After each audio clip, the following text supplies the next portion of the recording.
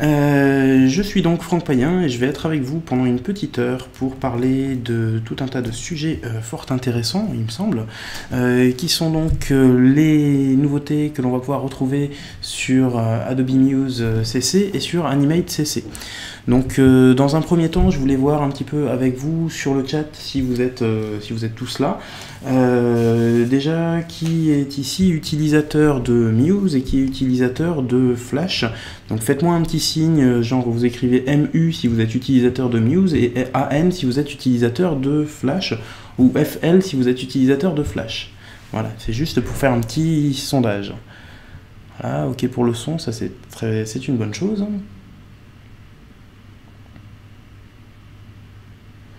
Ok.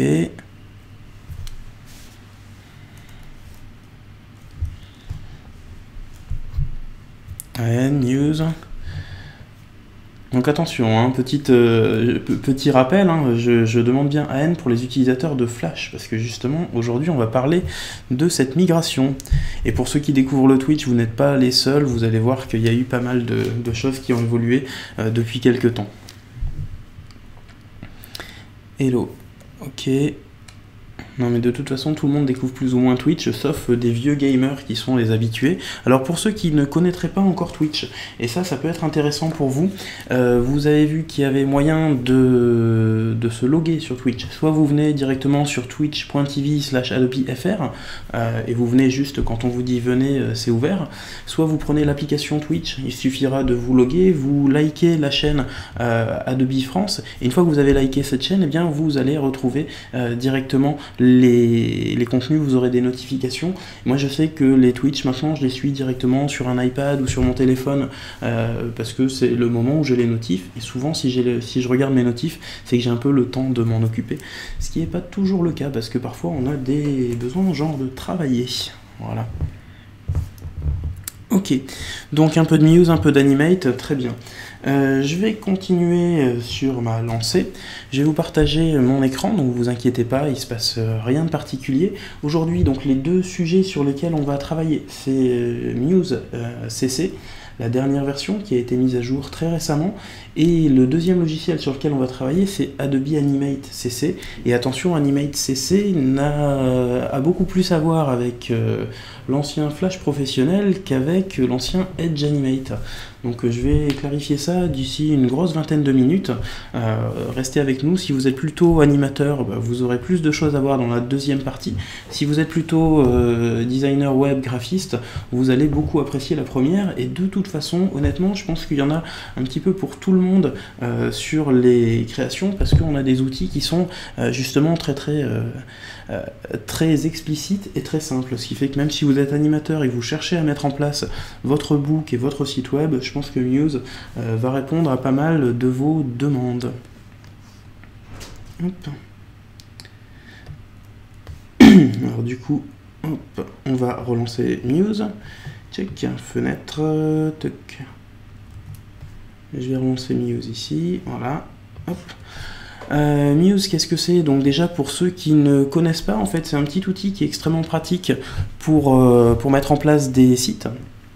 Et pour mettre en place des sites, eh bien, de manière vraiment simple, c'est-à-dire que vous allez avoir moyen de préparer ce qu'on appelle des gabarits. Par exemple, vous venez sur votre site Muse et vous venez lui dire, voilà, la marque avec laquelle je travaille, c'est... hop, pardon, check. La marque pour laquelle je travaille, ça va être ma marque. Vous allez pouvoir choisir des typos et vous allez pouvoir choisir et travailler avec des typos qu'on appelle typekit, des polices web, des polices qui sont donc soit disponibles gratuitement, soit des polices qui feront partie de votre abonnement Creative Cloud. Et donc vous aurez accès à pas mal de contenu et c'est vrai que c'est plutôt intéressant. Et ce que vous allez mettre en place ici, sur un gabarit, ça va être reproduit sur les différentes pages de votre site. Donc quand je dis reproduit sur les différentes pages de votre site, tout simplement si je crée une deuxième page, donc j'avais mon accueil, peut-être que je veux parler de la marque justement, et puis peut-être qu'après je veux parler de l'équipe. Donc ceux qui ont déjà vu mes présentations sur Muse connaissent un petit peu le déroulé, mais là je refais un petit tour pour ceux qui ne l'ont jamais vu et qui se demanderaient comment ça fonctionne.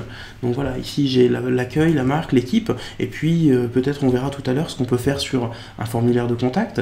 Ma marque justement, ce qui va être intéressant pour moi, c'est peut-être de lui donner un petit style. Donc ici je vais venir placer un bloc en dessous, choisir une couleur, et là vous voyez que j'ai des couleurs qui sont prévues à l'intérieur de Muse et que je vais pouvoir du coup paramétrer, je vais pouvoir modifier mes couleurs. Ici j'ai des curseurs que je place toujours en TSL, ce qui est toujours très pratique, et derrière, CTRL-clic, si vous avez déjà utilisé n'importe lequel de nos logiciels, eh bien vous savez que vous allez pouvoir choisir la disposition, premier plan, arrière-plan, et puis vous allez pouvoir déplacer les éléments. Ma marque, je vais pouvoir reprendre le texte et le placer par exemple en blanc, ce sera quand même un petit peu plus élégant. Oh, pardon. Et tout ce que je vais faire ici sur mon gabarit, c'est reproduit directement sur l'ensemble de mes pages. Ce qui va me permettre par la suite de placer des éléments.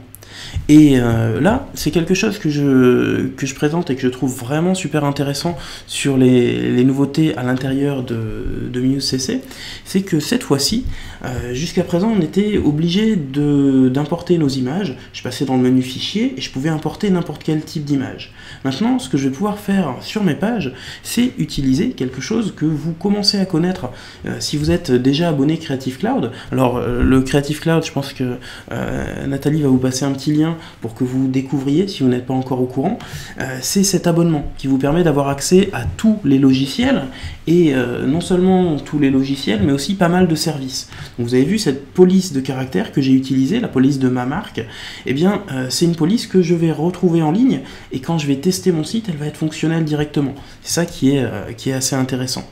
Par contre, ce qui vient avec et qui peut vous intéresser aussi, c'est que maintenant on a accès aux bibliothèques Creative Cloud. Et les bibliothèques Creative Cloud, qu'est-ce que c'est? Eh bien, c'est un ensemble de ressources à l'intérieur de votre Muse qui va vous permettre justement d'aller chercher des éléments que vous avez designés par ailleurs. Ici, par exemple, je suis allé réutiliser des documents pour une marque de confiture spécifiquement sur lesquels j'avais plusieurs produits différents, plusieurs types d'images. J'avais un visuel pour les confitures, je l'ai préparé dans Photoshop, je l'ai intégré via le Creative Cloud et je vais venir le placer dans Muse aussi simplement que possible. Et donc ça c'est quelque chose qui est déjà très très fort. L'intérêt d'aller travailler nos éléments visuels à l'intérieur entre Muse et Photoshop, eh bien c'est que déjà je vais pouvoir dupliquer une image. Si j'ai envie de la modifier, hop, ici je vais la renommer parce que ça me permettra de faire un petit test. Voilà, Ask. Et cette image que j'ai renommée, eh bien je peux directement la modifier. Je vais pouvoir venir sur mon image Quetchup, alors qui ne peut pas être modifié dans Photoshop, mais c'est pas grave, je vais aller chercher dans mon Photoshop qui est ouvert en arrière-plan, et vous allez voir que je vais retrouver ici l'ensemble des images auxquelles j'avais accès. Si je retrouve l'ensemble de mes images, eh bien je peux lui demander, par exemple, de reprendre cette image que j'ai placée, de la modifier. Alors je vais vous faire une modification très grossière, mais vous pourriez faire des modifications beaucoup plus subtiles. Voilà, je prends celle-ci, je la sauvegarde, et une fois qu'elle est sauvegardée, en fait, elle va être intégrée dans ma bibliothèque Creative Cloud, et une fois intégrée dans ma bibliothèque Creative Cloud, eh bien je peux retourner dans Muse, et là je vais lui dire, en fait, cette image, celle que j'ai placée ici, en réalité, c'est l'ancienne image. Je peux tout à fait lui demander de prendre cette image ici, et de la placer, de l'importer comme un élément lié, et de la remplacer avec Alt, je vais remplacer par cette image, pardon, et je vais pouvoir du coup placer la bonne image et faire la correction de mon image en direct. Et si je retourne maintenant dans mon fichier Photoshop et que je me dis non, finalement c'était pas ça que je voulais faire, je voulais peut-être juste retravailler un minimum la luminosité, le contraste sur cette image, ok, je sauvegarde cette version et vous allez voir que dans Muse, eh bien je vais retrouver sur mon image, alors évidemment il faut patienter le temps que l'image soit bien mise à jour. Et là, Photoshop va envoyer mon image et va la mettre à jour à l'intérieur de Muse. Et bien, quand je vais reprendre cette image, je vais retrouver dans mon panneau ressources des informations comme quoi l'image a été mise à jour. Je peux donc la mettre à jour et je vais du coup pouvoir retrouver la dernière version de mon contenu. Ça va ça ? Un petit oui, un petit non pour les gens qui nous suivent. J'essaye de regarder en même temps que vous, de voir si ça fonctionne. Ok. Donc oui, je vois que Nathalie vous poste aussi les différents liens. Donc pour ceux qui ne connaissaient pas Muse, ça va bien vous servir. Pour ceux qui le connaissaient déjà, ce sont des choses que vous connaissez mais auxquelles vous n'aviez pas encore accès. Notamment bien, ces fameuses bibliothèques Creative Cloud qui vont être vraiment extrêmement précieuses. L'autre point qui va être intéressant sur les bibliothèques justement, et qui va aller même un petit peu plus loin que ça, c'est que par exemple jusqu'à présent, lorsque vous réalisiez des images, ici je peux revenir sur mon gabarit et j'aimerais bien décorer l'arrière-plan de mon gabarit. Eh bien les bibliothèques CC, maintenant je peux lui demander CTRL-clic de définir en tant que fond de l'objet sélectionné. Et du coup il va venir rechercher mon motif qui est ici et il va venir le placer en tant qu'arrière-plan de mon fond. Et s'il le place en tant qu'arrière-plan de mon fond, je peux lui demander de le placer en mosaïque. Et du coup, voilà un petit peu le type de rendu qu'on va pouvoir imaginer, qu'on va pouvoir tester dessus. Tiens, d'ailleurs, du coup, comme j'ai fait ça, comme j'ai fait cette modification avec les petites vignettes, le problème c'est que ma marque n'est plus très lisible. Et si elle n'est plus très lisible, eh bien, ce qu'on a un petit peu tendance à faire, c'est de mettre des effets et de mettre, par exemple, une ombre, ton foncé. Eh bien, cette ombre, je vais pouvoir choisir sa couleur et je vais pouvoir lui dire, ben voilà, j'aime bien la manière dont elle se met en place sur mon site. Et quand je vais tester mon ombre sur ma page d'accueil ou sur n'importe laquelle de mes pages, je vais pouvoir lui demander ici de prévisualiser la page dans le navigateur. Et ce que vous allez voir, et ça c'est beaucoup plus étonnant et beaucoup plus intéressant encore, c'est que maintenant, hop, alors on va décaler la page pour que vous la voyez quand même, voilà. C'est que maintenant, cette page et cette ombre sont dynamiques. Ce sont des ombres qu'on appelle des ombres CSS, et donc elles sont intégrées directement à votre navigateur. Ça marche ça? Ok. Voilà, alors je sais que j'ai pas les news en direct avec vous, je sais qu'il y a toujours quelques décalages, donc vous inquiétez pas, on devrait y arriver, et je vais supposer que ça avance. Si jamais vous avez des questions, n'hésitez pas à les poser dans le chat, hein, je tourne la tête et je le lis régulièrement, et puis Nathalie est là pour répondre à celles auxquelles que je n'aurais pas pu voir dans les temps. Ok. Alors pour ceux qui ne connaissaient pas Muse non plus, je vais vous montrer une des fonctions qui moi me plaît tellement, c'est que justement ici je suis en train de travailler donc sur ma marque, je suis en train de travailler sur un gabarit de site et j'ai plusieurs pages sur lesquelles je travaille. Si je viens sur le fameux gabarit, je peux lui demander, alors on va mettre le gabarit et le site côte à côte, voilà, on va profiter d'avoir un petit peu de place aujourd'hui, check. On va diminuer les vignettes, comme ça vous verrez tout. Et je peux lui demander justement sur cette page de gabarit d'aller chercher ce qu'on appelle des bibliothèques de widgets. Et les widgets que j'utilise à l'intérieur de Muse, eh bien c'est des éléments de composition, par exemple des menus.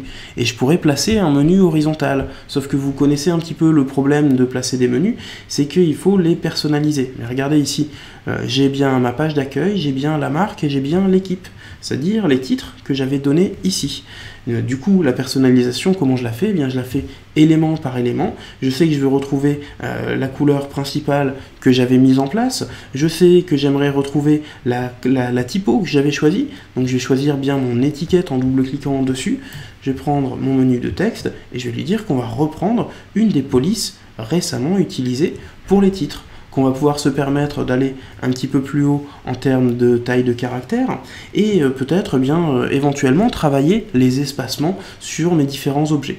Donc je vais dans le menu fenêtre, je vais chercher les espacements, je vais pouvoir lui dire bah tiens entre différents blocs, on va travailler donc soit la marge intérieure du bloc texte, soit ici pour l'élément, on va se mettre une gouttière horizontale. Alors non pas sur l'élément de menu, hop, mais sur le menu directement. Ici j'ai une gouttière horizontale de 2, on va l'augmenter un petit peu, de façon à ce qu'elle soit bien lisible. Donc voilà le genre de petites choses qu'on est capable de faire. Ça vous va ça? Ok? Ouais. Ok, j'essaye de lire vos questions, comme d'hab, au fur et à mesure. N'oubliez pas qu'on est en live sur la chaîne Twitch et que vous pouvez vous abonner à Twitch TV/AdobeFR, comme ça vous ne raterez plus le début la prochaine fois pour ceux qui sont un petit peu à la bourre. Donc ce que j'ai fait ici, c'est vraiment du travail vraiment basique à l'intérieur de Muse. Ce que je peux gérer aussi et que j'aime beaucoup, eh bien, c'est que si maintenant je décide de rajouter une nouvelle page, par exemple un formulaire de contact, hop, on va l'écrire en minuscule, ce sera quand même plus élégant, eh bien mon formulaire de contact va directement rejoindre mon menu sur le gabarit, et du coup je vais le retrouver sur toutes les pages directement. Et ce formulaire de contact, comme je vous l'ai dit, c'est un élément, c'est un des éléments, pardon, qui va venir comme widget en fait. Donc un simple widget, je passe dans ma bibliothèque et je viens lui dire ici, je vais chercher un formulaire spécifique, un formulaire simple dans un premier temps, et ce formulaire simple, eh bien je peux le personnaliser. Je peux venir sur chacun de mes textes, je peux lui dire qu'au niveau du texte, du nom, etc., eh bien on va reprendre, hop, je passe par mon panneau texte, ce sera un peu plus rapide. Je vais reprendre la police jean oblique, peut-être toujours un petit peu plus grande pour qu'elle soit lisible. Et pareil, même pour les étiquettes, j'ai accès en fait à toutes les typos. Toutes les typos sur lesquelles je travaille font partie de mon contenu et je peux travailler directement dessus, je peux les intégrer extrêmement facilement. Est-ce qu'on peut créer un compte administrateur pour un client afin qu'il puisse ajouter, modifier des images ou des textes comme dans un blog?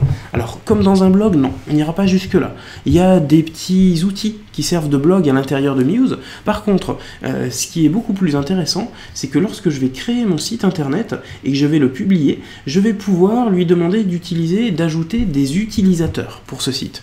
Ici donc c'est le site de ma marque, vous avez vu les quelques pages sur lesquelles je peux naviguer. Je peux tout de suite naviguer, je peux tout de suite le publier. Je peux le publier soit sur mon propre hotFTP, soit ce que je recommande régulièrement c'est de faire un export au format HTML pour pouvoir réinstaller très rapidement, soit ce qu'on utilise pas mal c'est l'export vers Business Catalyst qui va vous permettre d'envoyer ces éléments-là. Quand il va m'envoyer l'élément, on va pouvoir faire par exemple ici un site direct qui me servira soit de test, soit par exemple ici Adobe France Muse. Voilà. Adobe France Muse n'existe pas aujourd'hui, je vais pouvoir le créer. Il va pouvoir être créé aux États-Unis, en Union Européenne, publié sur un nouveau site et intégré avec les police type kits que j'avais choisis. Et lorsque j'intègre ces éléments-là, eh bien je vais avoir réellement accès donc à un site tout de suite et automatiquement sur Business Catalyst, et du coup je vais voir réellement mon contenu. Je vais voir comment les éléments sont dispatchés, comment ils arrivent en ligne. Est-ce que c'est le client qui remplit le formulaire en cochant une case est-ce que le client qui remplit le formulaire en cochant une case, j'ai perdu la page, voilà, peut avoir une copie? C'est une très bonne question. A priori, non. Par contre, pour mon client à moi, en tant que graphiste, en tant que web designer, je vais pouvoir demander à ce que la personne qui reçoit le mail, à ce qu'il y ait plusieurs personnes qui reçoivent le même mail. Je pourrais avoir donc le graphiste, je pourrais avoir le gérant, le community manager du site qui pourrait recevoir les différents mails, et ce mail est déjà fonctionnel. Du coup, je reviens sur la question que posait Carboom sur l'administrateur. Et l'administrateur, en fait, eh bien, je peux travailler ici en lui demandant d'ajouter des utilisateurs in-browser editing. Et in-browser editing, qu'est-ce que c'est? Eh bien, c'est une manière de rentrer dans l'admin de ce site. Et vous voyez que je suis sur mon site. D'ailleurs, cette URL est déjà fonctionnelle. Si vous prenez quelques temps, je vais le faire pour vous. Je vais venir vous copier-coller l'adresse du site. Vous allez voir que cette URL est fonctionnelle tout de suite. Vous pouvez cliquer, vous pouvez copier-coller et vous allez voir que ces éléments, ce site est fonctionnel et que vous pouvez venir en ligne. Vous pouvez voir tout de suite qui est connecté et combien de visiteurs on va recevoir. Alors évidemment, il y a toujours un délai pour le calcul parce qu'on n'est pas forcément sur du direct à 100%. Il y a toujours besoin de comptabiliser. Et puis, comme je viens de lancer mon site, la période sur le mois dernier va nous donner assez peu d'informations finalement. Par contre, ce qui est intéressant, c'est que dans les paramètres du site, je vais pouvoir choisir un utilisateur administrateur. Et je vais pouvoir inviter un utilisateur spécifique, reprendre son adresse email, et cet utilisateur aura le droit d'éditer le site. Et comment est-ce qu'il va éditer le site, cet utilisateur? Eh bien tout simplement, par exemple, il va faire edit, et quand il va faire edit, eh bien il va venir modifier des éléments de ma page web. Donc je viens me connecter, je me connecte via inbrowserediting.adobe.com et cette connexion va fonctionner pour les sites hébergés Business Catalyst, mais aussi pour les sites FTP. Oui, je vois qu'il y a du monde. Pas de solution pour la copie de formulaire. Alors non, comme je vous l'ai dit, pour la copie de formulaire, lorsque je prends mon formulaire qui est un widget programmée. Ici, je vais pouvoir choisir l'adresse à qui mon formulaire va être envoyé, mais par contre, je n'ai pas d'envoi directement à mon client. C'est-à-dire que à l'utilisateur du site. Si quelqu'un m'envoie un mail à utilisateur du site @adobe.com, eh bien, il ne recevra pas de copie directement. Par contre, dans mes options, je pourrais dire que j'envoie bien à mon adresse perso, que j'envoie bien à mes autres clients, etc. C'est plus clair, monsieur Donadieu 92 ? Derrière, par contre, ce qui est tout à fait possible, c'est de venir sur la partie CRM qu'on avait mise en place ici et de lui dire via les éléments de mise en place d'avoir, dès que ça tombe sur une adresse, une réponse vers le mail client. Ensuite, quand je suis là-dedans, eh bien, je suis à la place de mon utilisateur et je peux modifier l'image. Et donc, mon utilisateur va pouvoir être, une fois qu'il a été proposé en tant qu'utilisateur de mon site, eh bien, il va pouvoir mettre à jour les images, il va pouvoir même à partir de son ordinateur, parcourir des images pour les télécharger et importer ses propres images. Ce qui fait que, par exemple, ici, on parle de Muse aujourd'hui, je pourrais tout à fait mettre l'image en cours, je pourrais changer son info bulle, par exemple, et je pourrais du coup, hop, chargement en cours, c'est quand même une grosse image, j'espère qu'on ne va pas perdre d'image de l'autre côté pour l'envoi. Ok.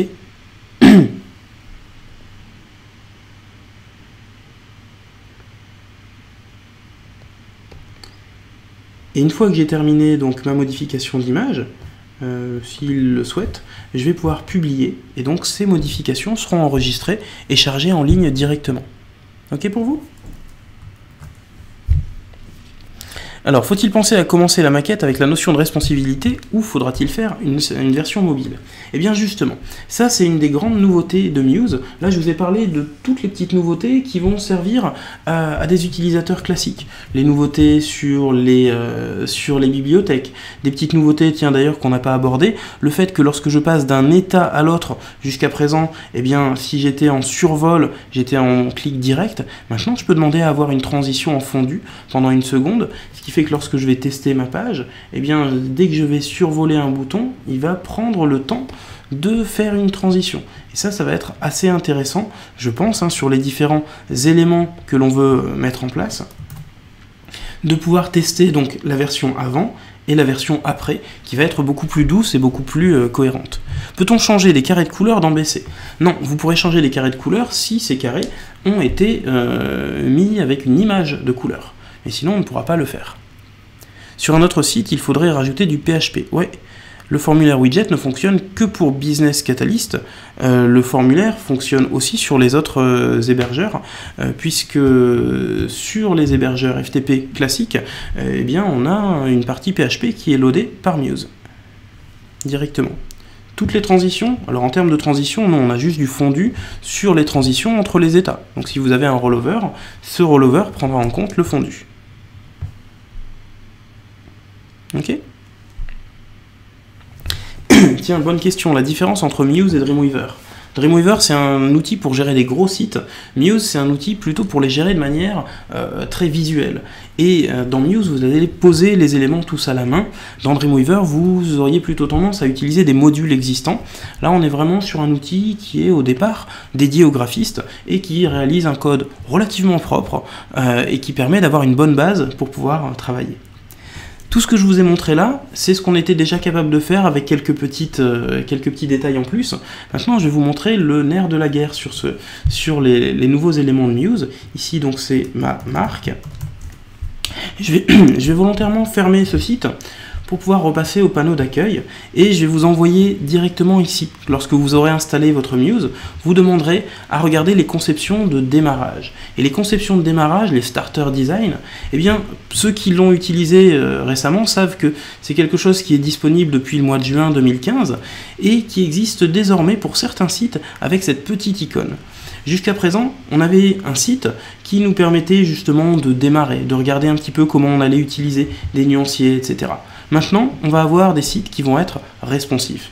Responsive, qu'est-ce que ça veut dire? Eh bien, quand j'agrandis la page de mon site web, je vois au maximum mon image. Quand je réduis la page de mon site web, il y a des moments où en fait, certains éléments seront moins lisibles. Ici, par exemple, si je réduis, vous voyez bien que les boutons About, Galerie et Contact risquent de s'entrechoquer avec les flèches. Eh bien, en réduisant, pouf, ces éléments-là vont disparaître.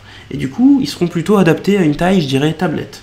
Et si je réduis encore, je vais finir par ne voir plus que les éléments, un petit peu à la manière de ce qu'on aurait vu sur un smartphone. Voilà, je vais retrouver ma galerie sous des formes diverses et variées.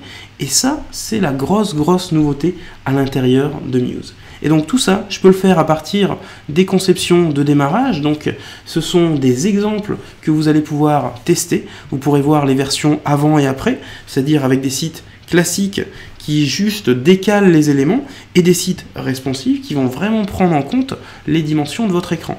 Et tout ça, et pour que vous ne soyez pas perdu, vous pouvez télécharger les fichiers et vous pouvez travailler directement dedans. Donc ça, c'est vraiment pratique.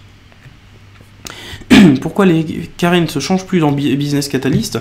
Moi, chez vous, j'irai voir directement sur le site, sur le forum Adobe, qui aura peut-être votre réponse. Ok. Si on avait Audition, une ancienne version, est-ce qu'on fait la mise à jour? Est-ce que tout va fonctionner? Ouais. Je vois que Michael est là pour répondre à vos questions. Donc moi, je vais retourner travailler sur mon site. Et en travaillant sur mon site, déjà, ce que je vais voir, c'est qu'en revenant sur mon site, la version web a changé. Vous vous rappelez, j'ai changé une image. Eh bien, mon client pourrait voir ça. Maintenant, je peux aussi tout simplement travailler sur mon site, sur le gabarit de mon site.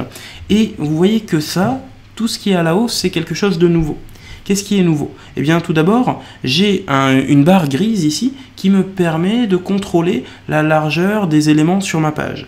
Je peux tout à fait agrandir les éléments de ma page, mais vous voyez que quand je déborde, eh bien, pour l'instant, il n'y a rien derrière, parce que j'ai pas de couleur de page, j'ai pas de couleur de fond navigateur. Et quand je réduis, eh bien jusqu'ici tout va bien, mais il va y avoir un moment, hop, vous voyez que mes éléments vont, je dirais, casser. C'est-à-dire que ma marque se retrouve sur 2 lignes, mes éléments texte de menu sont peut-être un petit peu trop serrés, et donc ce moment où ça va casser, c'est ce qu'on appelle un breakpoint, un point de rupture dans le design de mon site. Eh bien, je vais pouvoir le gérer. Ici, vous voyez que j'ai une petite goutte avec un petit plus. Je peux cliquer ici et à 820 pixels, ou en dessous en tout cas, je vais lui dire comment j'aimerais que ma marque se place. Je vais lui dire par exemple que le menu que j'avais placé tout à l'heure, eh bien, on va le mettre sur toute la largeur, que la marque, on va lui laisser aussi beaucoup plus de place pour qu'elle puisse se redimensionner. Je vais aussi agrandir le bas de ma page. Ce qui fait que lorsque je vais passer d'un espace à l'autre, eh bien, il va tout de suite redimensionner mes contenus. Je vais pouvoir lui dire, ben tiens, ici, quand j'arrive à ce niveau-là, mon menu en vertical n'est pas tout à fait, en horizontal, pardon, n'est plus tout à fait le plus adapté. Eh bien, je vais pouvoir venir ici, petit plus, on va créer un nouveau point de rupture, et je vais pouvoir lui dire, ben tiens, j'aimerais bien en fait avoir une version verticale de ce menu. Sauf que si je le change ici, il va être changé sur l'ensemble de mes pages. Si je lui demande ici de le passer en vertical, quand je repasse sur les pages suivantes, vous voyez que ça ne fonctionne pas du tout comme j'aurais pu le souhaiter. Donc on va bien le laisser en horizontal. Par contre, on va pouvoir faire quelque chose qu'on ne pouvait pas faire auparavant. C'est sur cet élément-là, juste sur ce point de rupture, donc les éléments qui sont sur la page, je vais lui demander de masquer dans le point d'arrêt mon menu. Je vais revenir dans ma bibliothèque de widgets et je vais lui dire qu'on va reprendre un menu. Cette fois-ci, je vais mettre un menu vertical. Je prends mon menu vertical, alors je pourrais le styler, hein. Ici c'est pas le but, on n'a pas non plus des heures et des heures à passer sur la mise en forme de mon contenu. Si, allez, je vais au moins lui mettre un minimum de couleurs pour que vous retrouviez l'esprit du site. Et vous voyez que je vais avoir donc ma marque, mes éléments qui sont présents ici, qui se redisposent. Par contre, cet élément-là, il est présent sur la version la plus petite. Je peux lui demander via le menu objet, ici, de le masquer dans tous les autres points d'arrêt. Et donc il va être présent que sur cette version la plus petite et pas sur les autres.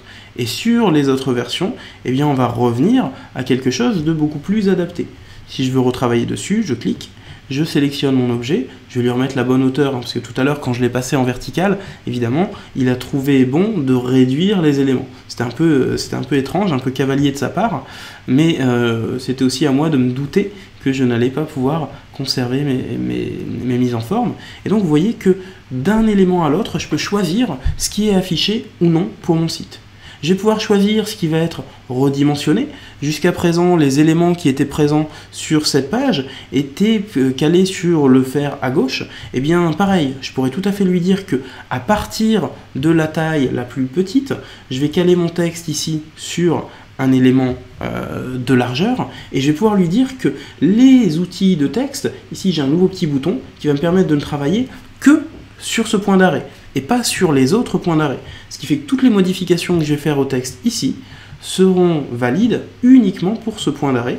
Quand je viens au point d'arrêt supérieur, je suis toujours sur les mises en forme de départ. Ok pour vous ? On peut passer en hamburger, donc oui, on peut passer en hamburger, il suffit juste de fabriquer un hamburger. Est-ce qu'il va y avoir un logiciel de capture vidéo? Premiere Pro le fait effectivement, et sinon il y a Captivate qui fait ça, si c'est de ça que vous avez besoin. Voilà. Pardon. Le live est fini, non, non, pas fini, il faut juste rafraîchir. Ouais, ok.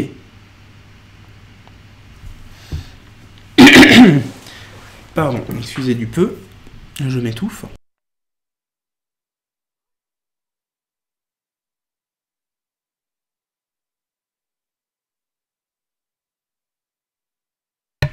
Alors, est-ce qu'on peut démarrer un projet Muse à partir d'une maquette Photoshop? Oui, tout à fait, mais on ne va pas récupérer les éléments de la maquette Photoshop, on va pouvoir les exporter dans Photoshop et en faire par exemple des éléments qui viendront peupler une bibliothèque Creative Cloud que vous allez placer.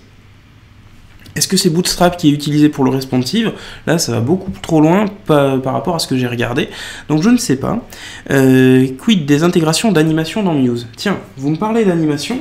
Du coup, comme je vous ai montré ce qu'on pouvait faire dans Muse, que ce soit les plans, les gabarits, le travail sur les styles de texte et autres, eh bien, on va venir sur un autre logiciel dont je vous avais annoncé l'arrivée ici, c'est Animate. Un dernier petit point qui est toujours important de rappeler, parce que je sais que c'est la première question qui vient dans les forums en ce moment, si vous aviez des sites sur lesquels vous utilisiez des effets de défilement, eh bien à l'intérieur d'un site responsive, pour l'instant ce n'est pas encore géré, parce que c'était vraiment deux mécaniques tout à fait opposées dans la création, et donc pour l'instant c'est pas encore le cas. Donc si votre site faisait un gros usage des scroll effects, vous devrez choisir de garder une mise en page fixe plutôt que la mise en page fluide. Voilà, ça c'était le petit aparté.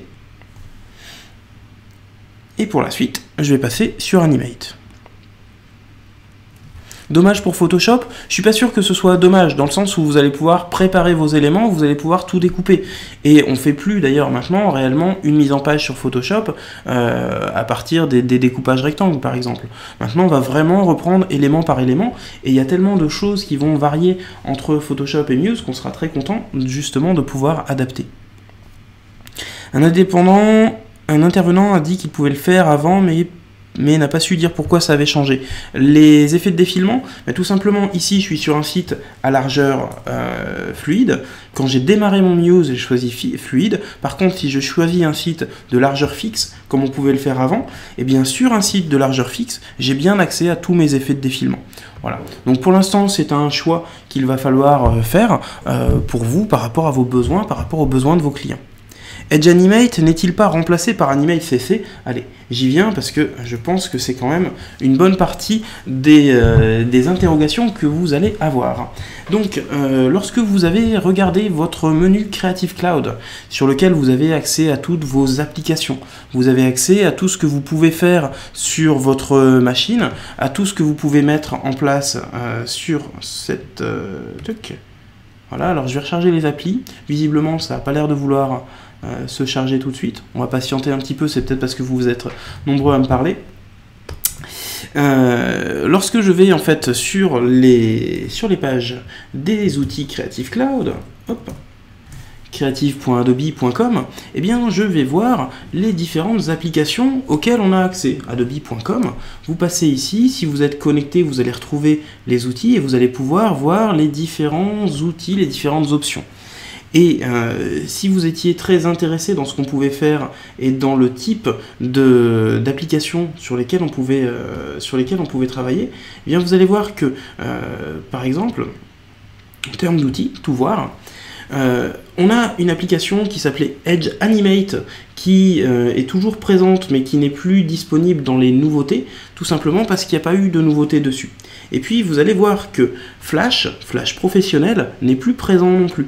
Maintenant, vous allez avoir uniquement Animate, qui s'appelle donc Adobe Animate CC, et il est précisé ici, Flash professionnel devient Adobe Animate CC.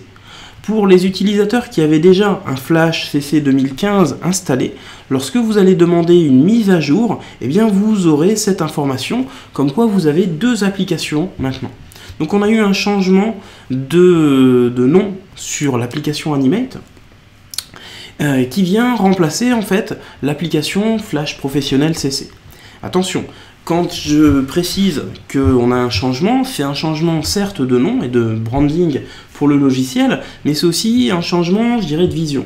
Vous savez que depuis quelques années, en fait, il y a pas mal d'animateurs qui utilisent Flash Pro, non pas pour faire du rendu classique vers le Flash Player, puisque le Flash Player n'existe qu'en plugin et on ne peut pas avoir de plugin sur certains des navigateurs de tablettes ou de téléphone, mais pourtant, Flash Pro, depuis le mois de juin 2014, vous permettez déjà de sortir en WebGL pour de l'animation. Flash Pro vous permettez de sortir grâce à une extension HTML5 Create.js qui vous permettait déjà de produire des contenus pour le web animés. Et donc il y a pas mal de professionnels qui étaient déjà très forts en animation, en web, sur Flash, qui ont continué de s'en servir comme si de rien n'était, sans proposer de format SWF, mais en proposant directement des formats beaucoup plus adaptés. Et puis ce qu'on a vu par la suite, eh bien, c'est une meilleure prise en compte des besoins des animateurs. Un travail sur les pinceaux personnalisés, un travail sur des guides d'animation, un travail sur l'outil segment. Le fait que désormais, on retrouve des belles nouveautés à l'intérieur de Flash et que Flash, du coup, a été renommé Animate CC. Donc s'il a été renommé Animate CC, et j'espère que c'est plus clair pour tous, c'est parce que justement il va se concentrer sur l'animation. Si je dis qu'il se concentre sur l'animation, c'est que pour une bonne partie de ses utilisateurs, il s'agissait en fait de créer des contenus.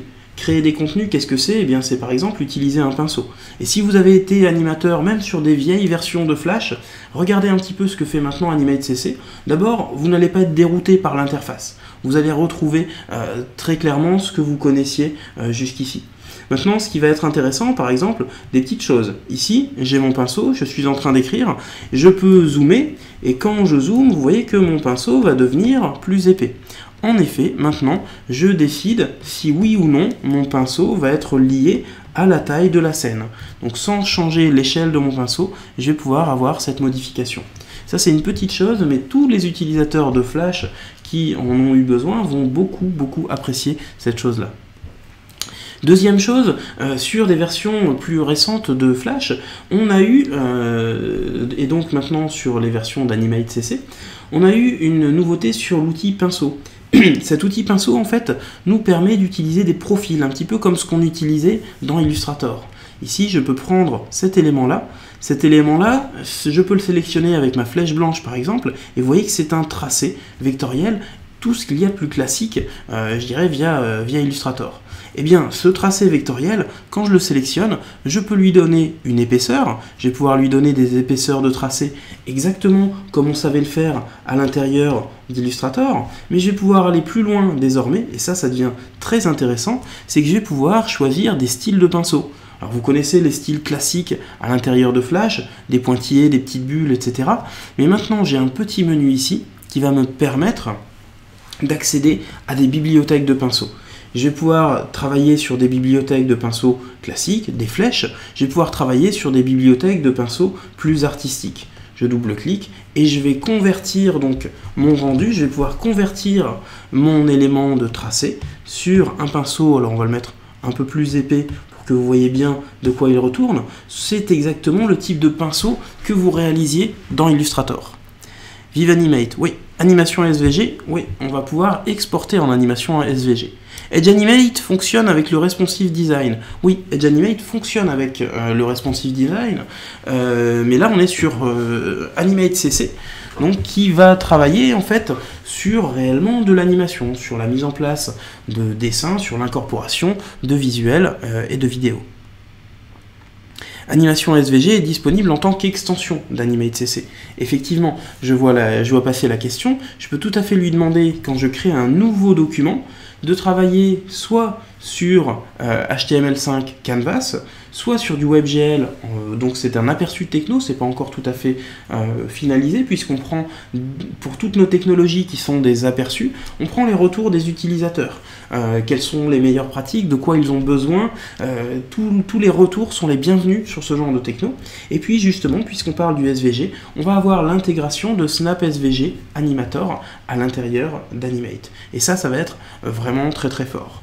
Donc ici, j'ai travaillé sur mes pinceaux. Je pourrais vous montrer aussi un petit truc. C'est que ces pinceaux, eh bien, je peux les récupérer comme les pinceaux auxquels on avait accès dans Illustrator. Et donc, ils vont être présents, je vais pouvoir dessiner avec, je vais pouvoir modifier, je vais pouvoir utiliser des bannières ou autres. Mais ce qui va être beaucoup plus fort, c'est que je vais pouvoir aller chercher dans mes librairies Creative Cloud des éléments de pinceaux que j'aurais réalisés. Alors, on a vu tout à l'heure qu'avec les librairies Creative Cloud, les bibliothèques CC, je pouvais récupérer des éléments depuis Photoshop. Tout à l'heure, j'étais passé par exemple sur ma série d'illustrations et j'avais décidé de travailler par exemple sur un logo, sur des éléments. Je peux venir les placer, je peux venir jouer avec et les intégrer à mon design. Ils vont pouvoir être intégrés de diverses manières à l'intérieur de mon contenu et bien entendu je vais pouvoir les mettre en place et je vais du coup pouvoir travailler dessus. Ça c'est une première partie, c'est la partie que vous connaissez déjà sur Illustrator, sur Photoshop, sur InDesign. Maintenant ce qui va aller un petit peu plus loin, c'est que sur certaines de mes bibliothèques, eh bien, je peux aussi intégrer des formes de pinceaux. Ces formes de pinceaux, je les réalise sur ma tablette, je les réalise sur mon iPhone, sur mon iPad, ou sur mon téléphone Android d'ailleurs, avec une petite application qui s'appelle Capture. Donc ça, c'est les applications mobiles qui sont fournies en plus de votre Creative Cloud, c'est vraiment cadeau, vous pouvez jouer avec, et vous allez pouvoir du coup récupérer des contenus, comme ici, ce matin je me suis amusé à dessiner, donc toujours avec mon pinceau, j'avais pris une grosse forme de pinceau, et je peux prendre ce pinceau, et je vais pouvoir choisir par exemple une forme de clou. Et du coup, cette forme de clou, eh bien, je peux m'amuser à retravailler avec. Alors, je vais peut-être tout effacer, on va tout nettoyer. Et vous voyez que là, je travaille sur mon Animate CC pour pouvoir réaliser une animation. Si je me rends compte que les traits à l'horizontale, je suis un petit peu moins efficace que je ne le devrais, je vais utiliser le raccourci H pour pouvoir modifier l'angle de mon canevas ici, et du coup je vais beaucoup plus facilement réaliser tous les traits dont j'ai besoin puisque je serai dans une bonne orientation, dans une orientation à laquelle j'ai l'habitude de travailler. Et ça va être extrêmement pratique. Un autre petit truc qui va être utile à tous les animateurs qui ont apprécié cette fonction dans les versions précédentes d'autrefois Flash et de désormais Animate, c'est le retour de l'outil OS. L'outil OS est l'outil segment qui va vous permettre en fait de prendre un élément et de créer sur cet élément des segments et par la suite de les animer. Les animer comment? Eh bien, je décide de déplacer mon élément et vous voyez que je peux lui faire n'importe quoi, mais je peux aussi prendre liaison par liaison et lui dire que ici on va avoir une contrainte d'un certain angle. On va zoomer un tout petit peu, voilà, de moins 45 à moins 45, pareil sur celle-ci, hop, et on va contraindre les déplacements. Et maintenant, quand je vais déplacer mon élément de manière plus basique, hop, quand je vais déplacer mon élément, eh bien, je vais pouvoir bouger mon contenu et je vais pouvoir déplacer mes os en fonction de ces contraintes qu'on appelle High-Key. Voilà un petit peu le genre de petites choses qu'on va être capable de réaliser à l'intérieur d'Animate CC. Ça vous va ça? Après l'heure, c'est plus l'heure. Si, c'est toujours l'heure. Pour ceux qui ont raté le début, rassurez-vous aussi, l'ensemble de cette session va être retransmis sur la chaîne Twitch TV Adobe FR et sur la chaîne YouTube, juste après. Donc comme ça, il y aura un replay et vous n'aurez pas raté complètement les éléments. Ok, je vois qu'il y a des petites questions. Edge Animate peut-il servir à ajouter des animations sur des éléments web existants où ça crée des scènes complètes? Non, non, non. Alors ici, on n'est plus dans Edge Animate, on est bien dans Animate CC, monsieur le tuo. Quand je dis on est bien dans Animate CC, par exemple, moi je me suis amusé tout à l'heure à retravailler sur un petit élément. Alors comme je suis pas très fort en animaux, par exemple, j'ai pas de kangourou à disposition chez moi. Je suis allé chercher un kangourou de chez Muybridge, puisque il était spécialiste de la photo décomposée, les premières photos chrono, et je me suis amusé à retracer en fait directement dans Animate ce petit kangourou. Et donc j'ai préparé mon élément, j'ai du coup une course de kangourou qui est ici. Je peux tout à fait copier mes calques, copier mon calque, et je peux tout à fait créer un nouveau document. Pourquoi je vais créer un nouveau document? Parce que regardez bien, ici je suis en train de créer un document Canva, donc qui va passer sur du web. Je vais pouvoir coller les calques, et donc j'aurai une animation quand je vais la tester qui va se jouer directement dans mon navigateur. Ça c'est très intéressant, mais je vais aussi pouvoir lui demander de créer un nouveau document WebGL par exemple, ou un document ActionScript pour pouvoir faire une animation, je dirais, à l'ancienne. Et quand je dis une animation à l'ancienne, eh bien c'est tout simplement une animation en SWF. Donc si votre outil de prédilection c'est le HTML, vous avez les exports vers HTML5, Canva et WebGL. Si votre outil d'export c'est le SWF, vous avez toujours accès à l'ActionScript 3. Pareil, si je décide de travailler sur Snap SVG, je peux tout à fait coller mes calques. Je vais coller mes calques et du coup je vais avoir un export HTML en vectoriel qui sera utilisable directement. Et donc cet export que j'ai réalisé, ici je vais prendre la version Canva qui me va bien. Je vais pouvoir choisir comment je vais le publier. Et ça va être le nerf de la guerre à l'intérieur d'Animate. D'abord, pourquoi est-ce qu'on va avoir besoin de faire... Pourquoi et comment on va gagner du temps en animation? Déjà, je vous ai dit tout à l'heure, l'outil de dessin, avec les pinceaux, avec les bibliothèques Creative Cloud, avec le zoom, la rotation de la scène, tout ça, ça s'est bien amélioré. Ensuite, pour un animateur, je vais avoir besoin de voir avant-après. Et avant-après, on avait déjà depuis longtemps dans Animate un outil qui s'appelle la pelure d'oignon. Sauf que cette pelure d'oignon, elle a bien évolué. Et comment est-ce qu'elle a évolué? Eh bien, regardez ici.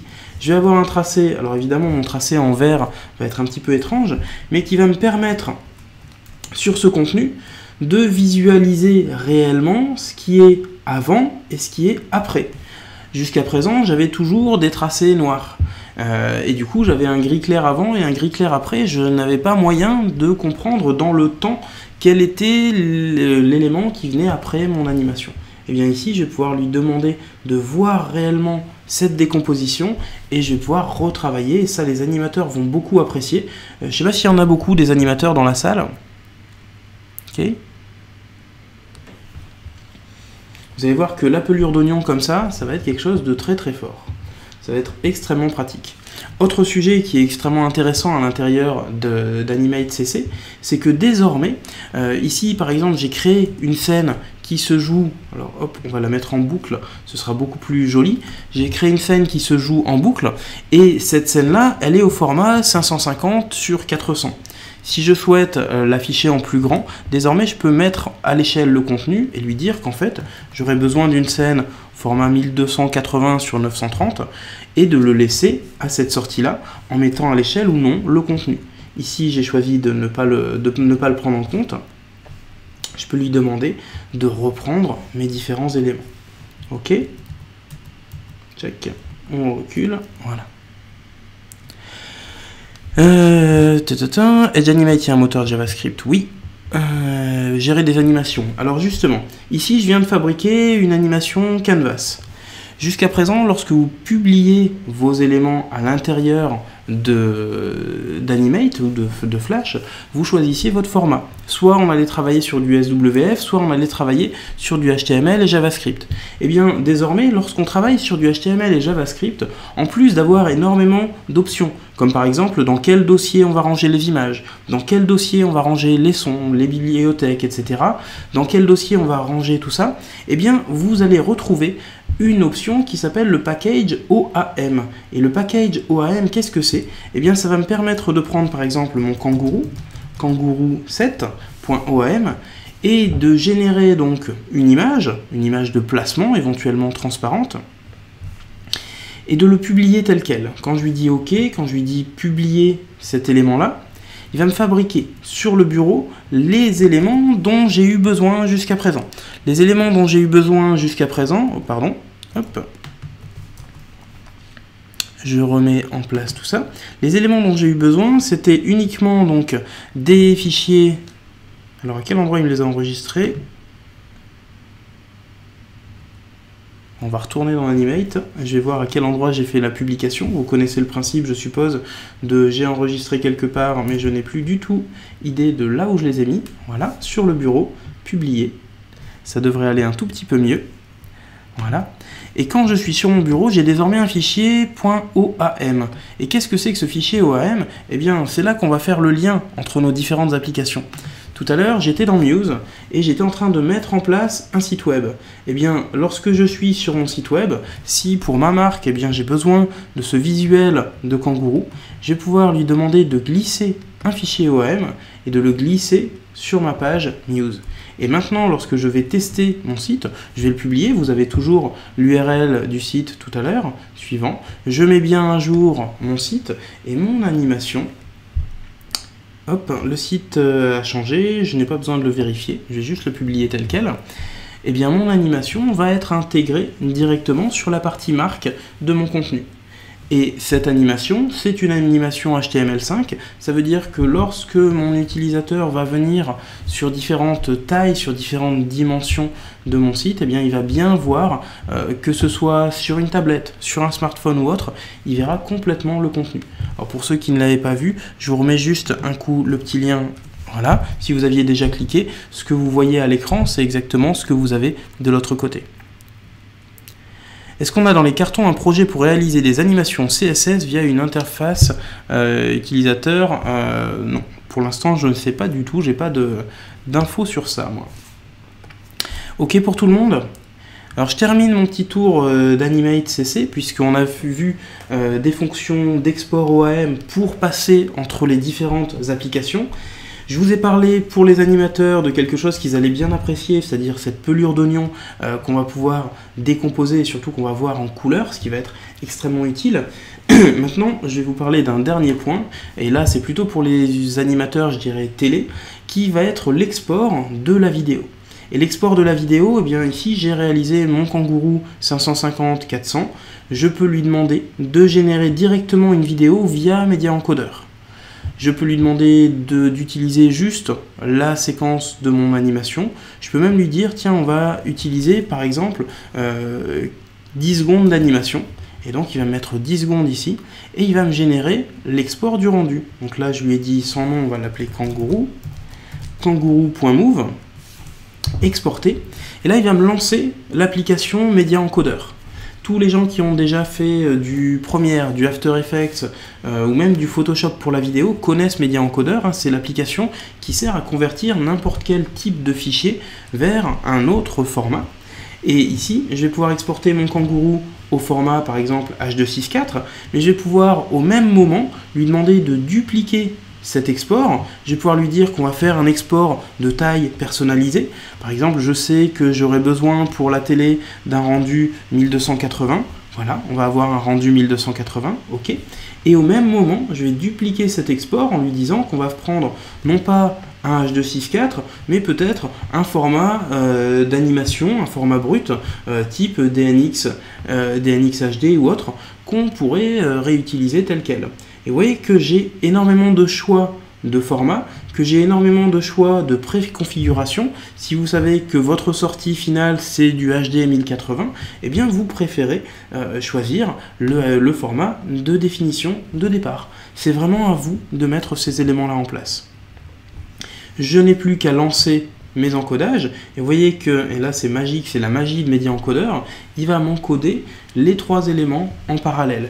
Et donc j'aurai, à partir d'un seul fichier Animate de départ, j'aurai mes trois fichiers rendus qui vont sortir directement de l'application. Voilà. je vais retrouver un petit fichier MP4, je vais retrouver un fichier MP4 au format, et je vais retrouver ce fichier qui a été redimensionné en fonction de mes besoins. Ok ? Alors il y a un point dont je n'ai pas parlé ici, notamment qui va concerner les animateurs, c'est le point aussi des fichiers son. À l'intérieur d'Animate, je vais pouvoir importer et exporter des fichiers son et je vais pouvoir les couper dans une animation. Si ici je lance une nouvelle animation, alors plutôt en HTML5 Canvas, je vais venir importer sur ma scène, hop, importer dans la scène, et je vais chercher un fichier .mp3. Je dois en avoir quelques-uns sur cette machine, voilà. Lorsque j'importe un fichier MP3, vous savez que dans Animate, il vient se glisser sur la scène. Et je vais pouvoir lui demander de le voir. Je vais pouvoir lui demander sur mon fichier son. Alors il faut descendre dans les propriétés de la scène et dans les propriétés de cette image pour avoir justement les infos sur cette propriété. Et bien je vais pouvoir lui dire que ici, on va créer, donc insérer une image clé, et que cette image clé va me permettre de découper et de redécomposer, de scinder mes éléments de son. Donc voilà, ce sont quelques petites fonctions à l'intérieur d'Animate CC qui vont être pratiques. Je vous recommande quelques liens qui ont été diffusés la semaine dernière. Alors, plutôt au départ pour les anglophones, parce que c'est malgré tout les personnes qui vont le plus apprécier la chose, il y a eu un hashtag qui est passé, qui était le hashtag Made with Animate. Donc twitter.com, vous allez chercher Made with Animate. Et vous allez voir qu'il y a eu pas mal de contenus qui ont été réalisés, qui ont été présentés. Michael Chess, qui nous fait l'honneur de nous faire la modération aujourd'hui, a pas mal retweeté ces éléments-là. Vous verrez qu'il y a vraiment plein de manières différentes d'aborder l'outil, que ce soit comme on l'a fait ici, d'un point de vue purement animation, mais aussi d'un point de vue, par exemple, animation image par image. Ici, on va avoir des contenus qui ont pas mal bougé, qui vous permettent de tester ça, et vous verrez qu'il y a une petite compilation YouTube sur la chaîne Adobe CC qui vous présente différentes manières d'aborder ça. Donc ça, c'est vrai que c'est quelque chose d'assez sympa, hein. Tous les liens qui ont été tagués Made with Animate vous permettent de vous faire une petite idée du genre de choses qu'on est capable de mettre en place. Ce que je vous recommande aussi, puisqu'on est sur Twitch TV Adobe FR, c'est que vous pouvez jeter un œil sur la chaîne Adobe US, donc c'est juste Adobe sans le FR, et vous allez voir que dans leur dernière retransmission, eh bien, on a eu plusieurs éléments de ce type-là. Voilà. Donc c'était quelques petits liens qui me semblaient importants de partager, donc le Made with Animate, la chaîne Twitch US, mais surtout si vous nous rejoignez que maintenant, n'hésitez pas, et ça c'est super important, à vous abonner à la chaîne, et comme ça vous allez savoir quand est-ce qu'on va jouer et ce qu'on va pouvoir vous présenter très prochainement. Ok pour tout le monde ? Est-ce que Animate gère les sprites? Oui, il gère les sprite sheets et il les réalise. Tiens, je vois les questions un petit peu en retard, mais c'est pas très grave. Je vais passer en mode fin de slide pour que vous ne vous inquiétez pas, voilà. Notamment pour les utilisateurs qui nous rejoignent juste à la fin et qui vont avoir encore 30 petites secondes. Donc aujourd'hui, on a parlé de web design graphique et animé dans le Creative Cloud. Je reprends les dernières questions pendant qu'on est encore en ligne. Et ceux qui nous suivent habituellement le mardi, n'oubliez pas que cette fois-ci, jeudi 25 à 13 h, on a une masterclass spéciale au sujet de la photo, un workflow photo avec Julien Ponce de tuto.com. Donc je pense que ça va vous intéresser. Sinon, moi je reviens mardi prochain, le 1er mars, avec une invitée, Zimra, qui va nous parler de bande dessinée et de jeux vidéo. Et vous allez voir que justement, l'usage de Photoshop va beaucoup plus loin que ce qu'on a l'habitude de voir. Je reprends les petites questions. Donner une bannière à un site HTML classique, on envoie du OAM. Si le site est conçu dans Dreamweaver, dans InDesign, dans Muse, oui, tout à fait. Vous pouvez utiliser du OAM. Après, ça terminera comme une iframe classique. Est-ce que Muse a un outil pour faire des emailing? Non, c'est pas prévu à ma connaissance. Est-ce que Animate gère les sprites, donc il les fabrique? Est-ce qu'il y a un outil Adobe pour fabriquer des emailing? Ouais, vous avez toujours Adobe Brackets qui gère des emailing à la main. Vous pouvez tout à fait fabriquer vos pages mail directement depuis Muse et les exporter en tant que contenu mail.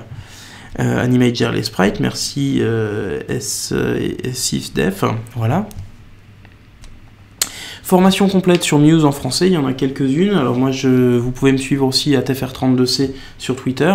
J'en ai tweeté une ce matin qui reprend un petit peu les contenus. Voilà, donc je remercie tous les utilisateurs qui nous ont suivis depuis le début de l'heure. Vous n'oubliez pas notre rendez-vous donc de jeudi 13h avec Julien Ponce qui va venir nous parler de workflow photo. Et un dernier rendez-vous ce mardi prochain avec Jimra pour parler bande dessinée et jeux vidéo. Voilà. Merci à tous et à toutes, je coupe le micro et puis on se retrouve donc et jeudi et mardi. À très bientôt.